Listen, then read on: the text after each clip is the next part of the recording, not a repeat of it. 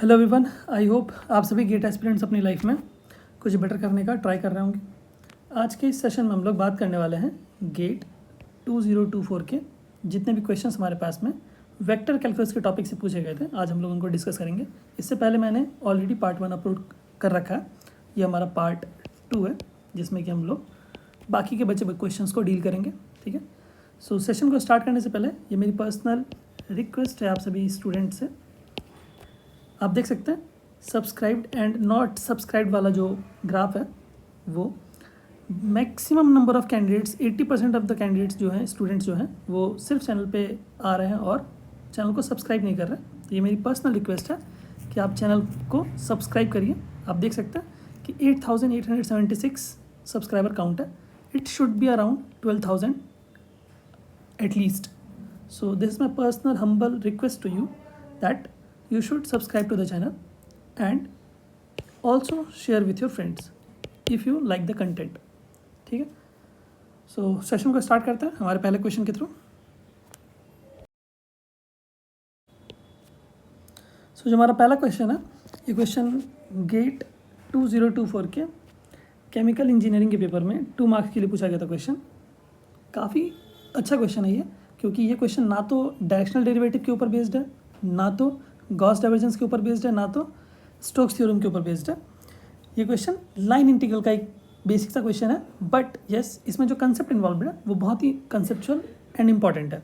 ठीक है, तो देखते हैं इस क्वेश्चन को। क्वेश्चन है consider the line integral F dot D R, जहाँ पर कि एफ जो हमारे पास में वेक्टर गिवन है, एफ वेक्टर क्या गिवन है हमारे पास में, एक्स आई कैप प्लस वाई जे कैप प्लस जेड के cap. Correct, I J K are the unit vectors. Correct, in the Cartesian coordinate X Y Z.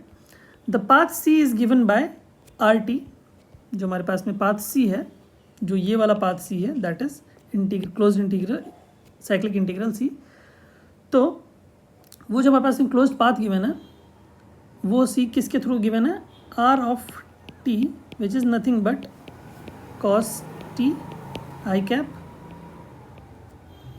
मैं इसको ऐसे लिखता हूँ, यहाँ पे नहीं, यहाँ पे लिख देता हूँ। ठीक है, r of t is given as cos of t i cap plus sin of t j cap plus t into k cap। Correct, जहाँ पर कि t कहाँ से वेरी कर रहा है, टी वेरी कर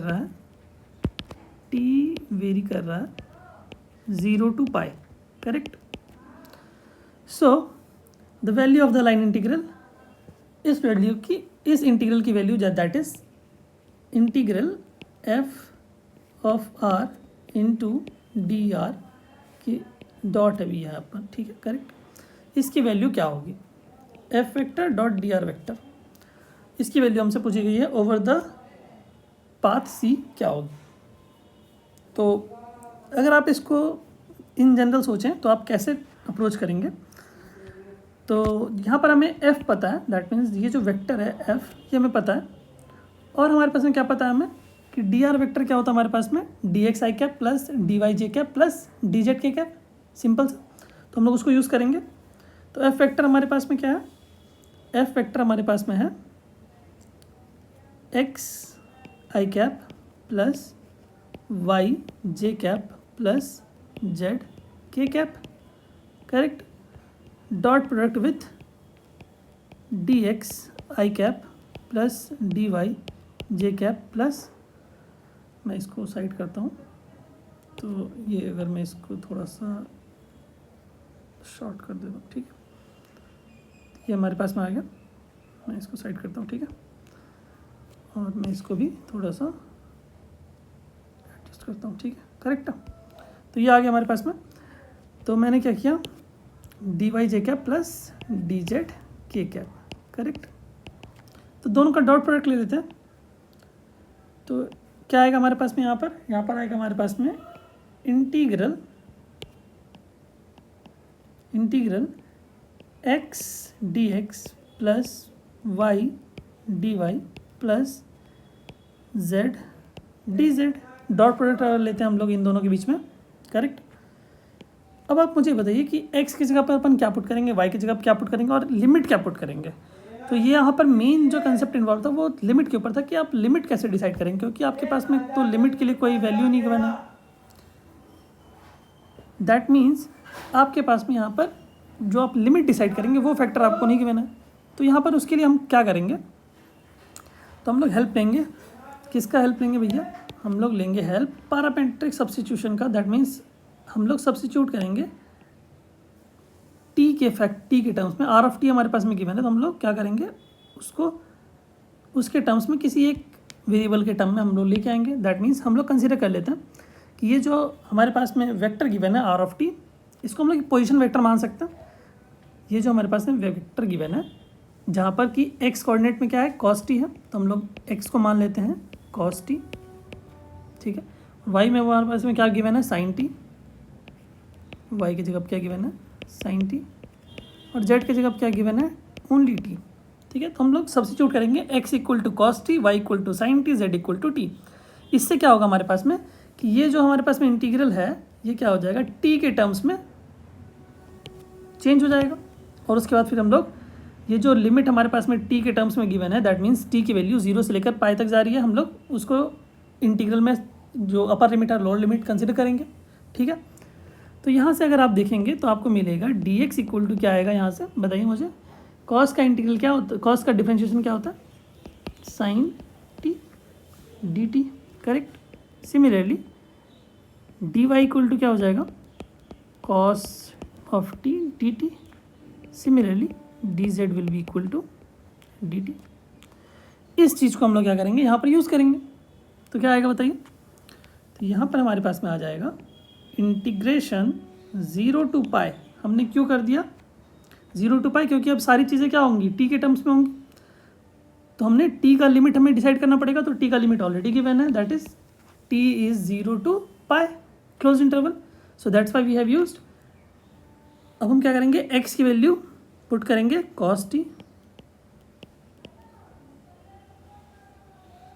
प्लस y की वैल्यू, और dx की जगह पे dt अगर आप यहाँ पे पुट कर दिए देता हूँ मैं, ठीक है, प्लस y की जगह पे क्या पुट करना है, सॉरी dt की जगह पे तो आपको, सॉरी dx की जगह पे तो ये पुट करना है ना, x की जगह पे cos t पुट कर दिया, और dx की जगह पे क्या पुट करेंगे, minus of sine T, minus of sine T dt, plus क्या आएगा, y की जगह पे क्या आएगा, साइन टी, और dy की जगह पे क्या आ जाएगा, cos t dt, प्लस क्या आएगा, z की जगह पे आ जाएगा t, और dz की जगह पे आ जाएगा dt, ठीक है।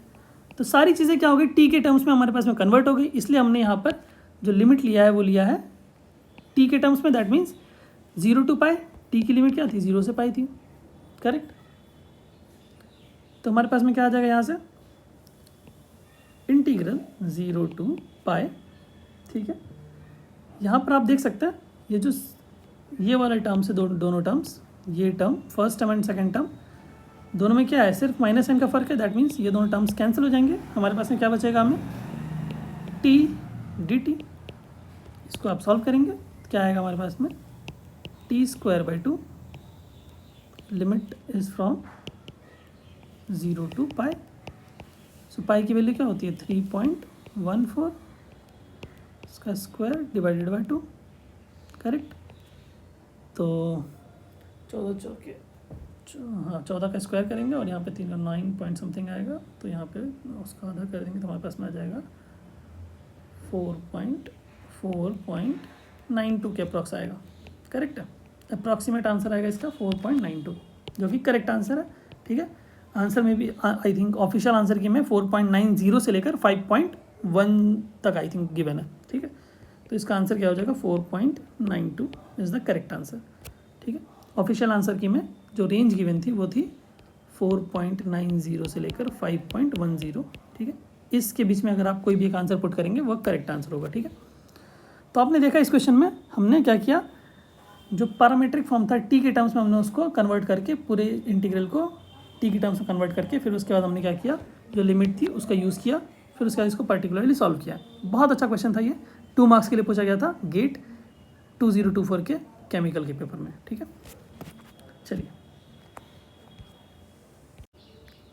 जो हमारा नेक्स्ट क्वेश्चन है, ये क्वेश्चन भी पूछा गया था हमारे पास में गेट 2024 के केमिकल इंजीनियरिंग के पेपर में 2 मार्क्स के लिए। ठीक है, तो आप देख सकते हैं कि इससे लास्ट वाला क्वेश्चन भी 2 मार्क्स के लिए पूछा गया था गेट केमिकल के पेपर में 2024 के, और ये जो नेक्स्ट क्वेश्चन है दैट इज़ क्वेश्चन नंबर 53, वो भी हमारे पास में क्या है, गेट केमिकल के ही पेपर में पूछा गया था 2 मार्क्स के लिए। दैट मीन्स वेक्टर कैलकुलस से गेट केमिकल 2024 के पेपर में टोटल 4 मार्क्स के क्वेश्चन पूछे गए थे। आउट ऑफ 100 4% क्वेश्चन का वेटेज आप बोल सकते हैं वेक्टर कैलकुलस को दिया गया था केमिकल के पेपर में। तो उस रिस्पेक्ट से भी आप देख सकते हैं कि ये कितना इम्पॉर्टेंट और स्कोरिंग टॉपिक है। ठीक है, तो ये मेरी पर्सनल सजेशन है आपको कि अगर आप प्रिपेयर कर रहे हैं गेट 2025 के लिए then you should prepare this vector calculus must. ठीक है, अगर आपको जो प्रीवियस ईयर्स के क्वेश्चन है अगर आपको उनको डील करना है, अगर आपको उनको देखना है कि कैसे सॉल्व करते हैं, तो आप प्लेलिस्ट में जाइए, वहाँ पर आपको गेट 2023, गेट 2022, गेट 2021 बहुत सारी ईयर्स के आपको मिल जाएंगे वहाँ पर सॉल्यूशन एज इट इज़। तो आप वहाँ से भी सीख सकते हैं अगर आपको देखना है तो। ठीक है, चलिए बात करते हैं इस क्वेश्चन के ऊपर। तो ये क्वेश्चन हमारे पास में 2 मार्क्स के लिए पूछा गया था गेट केमिकल के पेपर में। कंसिडर द फंक्शन, एक हमारे पास फंक्शन गिवन है F of X Y Z के टर्म्स में। क्या है function, X raised power 4 plus 2y³ plus Z का square. Correct, the directional derivative of the function. मैंने लास्ट लेक्चर में भी बात करी थी डायरेक्शनल डेरिवेटिव के ऊपर। हर साल क्वेश्चन आते हैं डायरेक्शनल डेरिवेटिव के ऊपर, तो आपको इस टॉपिक को तो एकदम फिंगर टिप पे आपका होना चाहिए कि directional derivative at a point in a particular direction. Same question है, directional derivative at a point in a particular direction. तो आपको आंख बंद करके बना सकते हैं आप क्वेश्चन को। क्या करेंगे हम लोग, ग्रेडियंट निकालेंगे। ग्रेडियंट कैसे निकालते हैं बताइए। ग्रेडियंट निकालने के लिए क्या करते हैं अपन, डेल इनटू दैट फंक्शन। तो डेल क्या होता है हमारे पास में, do upon do X I cap plus do upon do Y J cap plus do upon do Z के कैप। करेक्ट, उसके बाद क्या है, किस फंक्शन पे ऑपरेट करना है, एफ फंक्शन पे। क्या है एफ फंक्शन, एफ वाला फंक्शन एक्स रेस्ट पर 4 प्लस 2y³ प्लस जेड का स्क्वायर।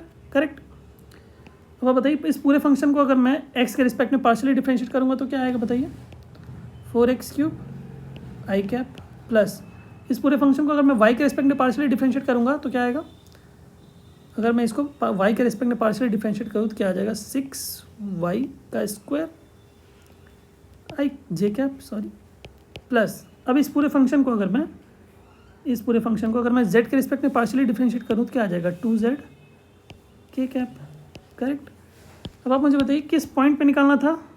पॉइंट क्या गिवन था, -1 1 एंड -1। दैट मीन्स x की जगह पर -1 पुट करेंगे, y की जगह पे 1, z की जगह पे -1। Correct, at point p given था ना दिस। तो सिमिलरली हम लोग ये करेंगे, डेल ऑफ f, उसमें हम लोग पॉइंट पुट करेंगे, तो x की जगह पर 1 पुट कर देंगे, क्या -1 पुट करेंगे, क्या आएगा यहाँ पर -4 आ जाएगा। y की जगह पे क्या पुट करेंगे भैया, 1 पुट करेंगे, तो क्या आएगा बताइए मुझे, 6। करेक्ट, जे कैप प्लस यहाँ पर z की जगह पे -1 पुट करेंगे तो यहाँ पर -2 के कैप आ जाएगा। ये आ गया del F, that means gradient of F आ गया।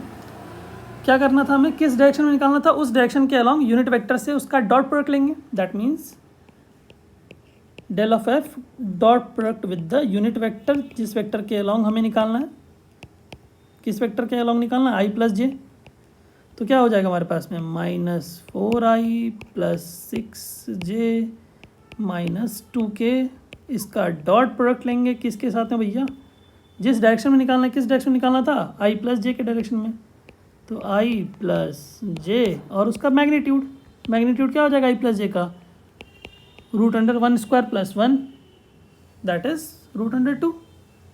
कितना आ जाएगा हमारे पास बताइए मुझे, यह आ जाएगा हमारे पास में -4 plus 6 divide by √2 which is nothing but 2 by √2 which is nothing but √2 which is nothing but 1.41 या फिर आप अप्रॉक्सीमेट 1.40 भी लिख सकते हैं, कोई दिक्कत नहीं है, करेक्ट। तो फिर आप यहाँ पे लिख सकते हैं 1.40 इज़ द करेक्ट आंसर, ठीक है। 2 डेसिमल प्लेस तक आपको लिखना था आंसर, तो आप अप्रॉक्सीमेट आप लिख सकते हैं 1.40, ठीक है, जो कि करेक्ट आंसर है। सो आप देख सकते हैं 2 मार्क्स के लिए पूछा गया था, डायरेक्शनल डेरिवेटिव के ऊपर बेस्ड क्वेश्चन था, और डायरेक्शनल डेरिवेटिव के ऊपर बेस्ड हर साल PYQs में अगर आप चेक करेंगे तो आपको वहाँ पर भर भर के क्वेश्चन दिख जाएंगे, ठीक है। तो ये मेरा सजेशन है कि आप डायरेक्शनल डेरिवेटिव वाले पार्ट को एकदम अच्छे से प्रिपेयर करिए, ठीक है। और ये वेक्टर कैलकुलस का जो पोर्शन है वो आसान है as compare to differential and complex and calculus. Vector calculus का टॉपिक आसान है गेट के रिस्पेक्ट में, ठीक है, क्योंकि आप यहाँ पर अगर वेक्टर कैलकुलस में अगर आप curl, gradient, divergence, Stokes and Gauss divergence, ये 3-4 चीज़ें भी अगर आप करके जाते हैं ना, तो भी आप अच्छे से, आपके चांसेस है कि आप वहाँ पे क्वेश्चन बना के आओगे, और एटलीस्ट 1 या 2 नंबर का क्वेश्चन तो पूछेंगे ही पूछेंगे। और अगर आपका लक अच्छा रहा, जैसे कि इस बार मतलब कि लास्ट ईयर गेट के केमिकल के पेपर में टोटल 4 मार्क्स के क्वेश्चन पूछे गए थे सिर्फ वेक्टर कैलकुलस के टॉपिक से, वो भी केमिकल में वेक्टर कैलकुलस का टॉपिक 4 नंबर का पूछा गया था। तो आप वेटेज देख सकते हैं कि काफ़ी था last year. So you can expect questions from this topic this year also, at least 1 या 2 नंबर तो पूछेंगे ही पूछेंगे, ठीक है, उससे ज़्यादा भी हो सकता है, ठीक। सो जो हमारा नेक्स्ट क्वेश्चन है, ये क्वेश्चन सिविल इंजीनियरिंग के फर्स्ट सेट में पूछा गया था सिंगल मार्क के लिए, गेट 2024 के पेपर में। देखते हैं इस क्वेश्चन को। हमारे पास में यहाँ पे एक P वेक्टर गिवन है और एक R हमारे पास में स्केलर फील्ड गिवन है, ठीक है। हमसे पूछा गया consider the statement P and Q, ठीक है। क्या बोला गया P स्टेटमेंट, आप एक बार गौर से उसको चेक करिए। P स्टेटमेंट क्या बोला गया, curl of gradient of scalar field, curl of gradient. तो ग्रेडियंट क्या होता है, पहले आप ये देखिए, ग्रेडियंट बोला गया ना पहले, ग्रेडियंट, तो ग्रेडियंट क्या होता है, डेल इंटू जो भी हमारे पास में स्केलर फील्ड है R, और उसके बाद बोला गया उसका कर्ल निकालना है। तो कर्ल क्या होता है भैया, कर्ल होता है हमारे पास में क्रॉस प्रोडक्ट, ठीक है। अगर आपने प्रॉपर्टीज़ पढ़ी होगी curl and gradient and divergence की, तो आपको पता होगा कि curl of gradient of a scalar field is always 0, ठीक है। तो यहाँ से हमारे पास में P जो है वो बिल्कुल करेक्ट है। आपको यहाँ पर चेक करने की भी ज़रूरत नहीं है, जो आप यहाँ पे जो R स्केलर फील्ड गिवन है उसको चेक करने की भी ज़रूरत नहीं है। आप डायरेक्ट बोल सकते हैं कि ये जो हमारे पास में है एज अ प्रॉपर्टी काम करती है, curl of gradient of a scalar field is a null vector और ऑलवेज 0, ठीक है। सेकेंड वाला जो स्टेटमेंट है दैट इज़ Q, उसके बारे में अगर मैं बात करूँ तो वो क्या है हमारे पास में, divergence of a curl of a vector field. Curl के बारे में बोला गया, तो कर्ल क्या होता है हमारे पास में, कर्ल होता है cross product of the vector, ठीक है। उसके बाद बोला गया है उसका डाइवर्जेंस निकालना है, तो डाइवर्जेंस क्या हो जाएगा, ठीक है, del dot this is also 0। That means कि अगर आप divergence of a curl of any vector field निकालेंगे, किसी एक वेक्टर फील्ड का अगर आप पहले कर्ल निकालें उसके बाद फिर उसका डाइवर्जेंस निकालेंगे तो वो भी 0 होता है। These two are the properties of curl, divergence and gradient itself as it is. आप इसको प्रॉपर्टी के तौर पे याद रख सकते हैं, ये दोनों प्रॉपर्टीज़ ही हैं। बट अगर आप चेक करना चाहते हैं तो आप चेक करके भी निकाल सकते हैं। आपको पता है कि ग्रेडियंट कैसे निकालते हैं, डाइवर्जेंस कैसे निकालते हैं, आप निकाल के भी यहाँ पे चेक कर सकते हैं। बट एज अ प्रॉपर्टी मैं बोलूँगा आप इसको याद रखिए, दोनों ही प्रॉपर्टीज़ हैं जिससे कि both P and Q are statement correct. Option D आप इसको करेक्ट कर सकते हैं बिना कुछ भी चेक किए हुए। बट फिर भी अगर आप अपने सहूलियत के लिए चेक करना चाहते हैं तो आप चेक कर सकते हैं। मैं यहाँ पे चेक नहीं कर रहा हूँ, ठीक है। अगर आप चेक करना चाहते हैं अपने सहूलियत के लिए तो you can check it, it will satisfy, ठीक है। तो ये दोनों एज अ प्रॉपर्टी आप इसको याद रखेंगे। चलिए बात करते हैं हमारे नेक्स्ट क्वेश्चन के ऊपर। जो हमारा नेक्स्ट क्वेश्चन है ये भी हमारे पास में पूछा गया था वेक्टर्स के ऊपर क्वेश्चन, सिविल इंजीनियरिंग के 2 मार्क्स के लिए पूछा गया था गेट 2024 के पेपर में। यहाँ पर हमारे पास में क्या गिवन था, यहाँ पर 3 वेक्टर्स गिवन थे और हमसे पूछा गया था इन 4 ऑप्शंस में से, और ये क्वेश्चन एक MSQ था, that is multi select question था ये, ठीक है। तो अगर मैं बात करूँ इस क्वेश्चन को सॉल्व करने के लिए तो आपको प्रॉपर्टीज़ याद होना चाहिए कि हमारे पास में वेक्टर ट्रिपल प्रोडक्ट के लिए प्रॉपर्टीज़ क्या होती हैं। That is A cross B cross C क्या होता है, A dot C into B minus A dot B into C, ये होता है vector triple product. Vector triple product, ठीक है, आपको ये पता होना चाहिए। और स्केलर ट्रिपल प्रोडक्ट पर आप पता है वो तो भी अच्छी बात है, बट आपको यहाँ पर वेक्टर ट्रिपल प्रोडक्ट के बारे में पूछा गया था। तो आप क्या करेंगे, आप इर्रिस्पेक्टिव ऑफ दिस वेक्टर्स, आप इसको चेक मत करिए, मैं तो बोलूँगा फॉर द टाइमिंग मैं क्या करूँगा, मैं इस जो ये हमने अभी जो लिखा है इसी को अप्लाई करते हैं, यहाँ पर फर्स्ट वाला ऑप्शन को अप्लाई करते हैं। तो यहाँ पर अगर मैं बात करूँ, ये जो लिखा है चेक करते हैं कि ये चीज़ सेटिस्फाई कर रही है कि नहीं करेगी, ठीक है, इसको अपन यहाँ पर लिखेंगे। तो यहाँ पर क्या आ जाएगा हमारे पास में, P dot R into Q minus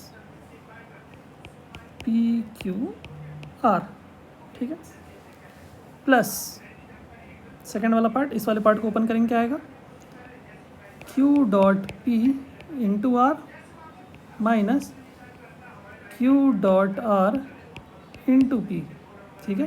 third वाला जो है उसको टर्म को उसको एक्सपेंड कर रहे हैं, क्या आएगा, आर डॉट क्यू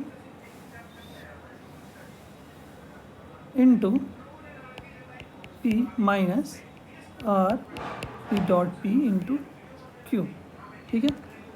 हमने तीनों टर्म्स को एक्सपेंड कर दिया, first term, second term, third term. आप चेक करिए, ये दोनों कैंसिल हो जाएंगे, ये दोनों कैंसिल हो जाएगा, ये दोनों कैंसिल हो जाएगा, दैट मीन्स 0 मिल रहा, that means option A is the correct, ठीक है। आपको यहाँ पे वेक्टर्स डाल के पुट करने की नीड नहीं है, ठीक है। अगर फर्दर ऑप्शन में लगता है तो अपन चेक देखते हैं, बट यहाँ पर तो फर्स्ट वाले ऑप्शन में हमें वेक्टर का वैल्यू पुट करने की नीड नहीं थी, ठीक है।